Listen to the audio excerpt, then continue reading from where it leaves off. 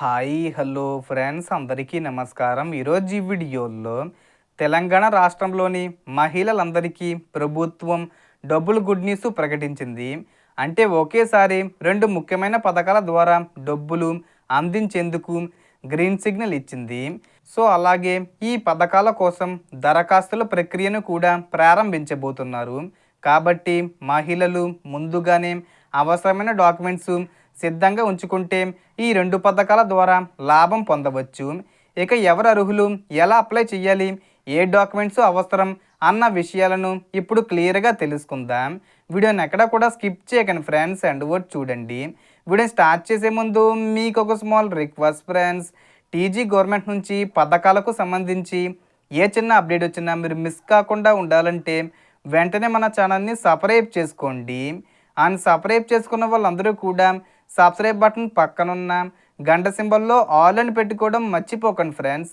ఇలా పెట్టుకోవడం వల్ల నేను పెట్టే ప్రతి ఒక్క వీడియో మీరు నోటిఫికేషన్ రూపంలో పొందగలరు.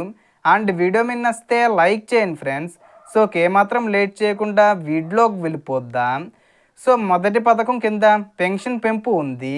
ప్రస్తుతం మహిళలకు సుమారు 2016 రూపాయల పెన్షన్ వస్తుండగా దీనిని 4000 రూపాయలు పెంచుతూ ప్రభుత్వం నిర్ణయం తీసుకుంది.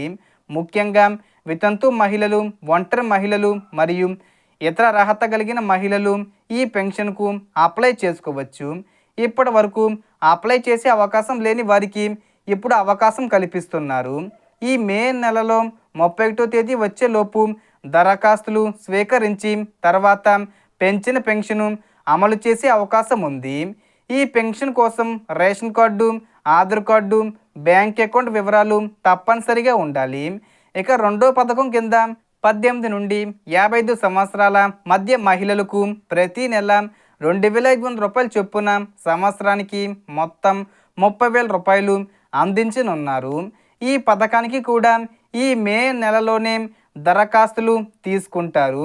దీనికి అప్లై చేయాలంటే రేషన్ కార్డు, ఈకేవైసీ పూర్తి చేయాలి, ఆధార్ కార్డు అప్డేట్ చేసి మొబైల్ నెంబరు లింకు చేయాలి, అలాగే బ్యాంక్ అకౌంట్కు ఎన్పిసి లింకు తప్పనిసరిగా ఉండాలి.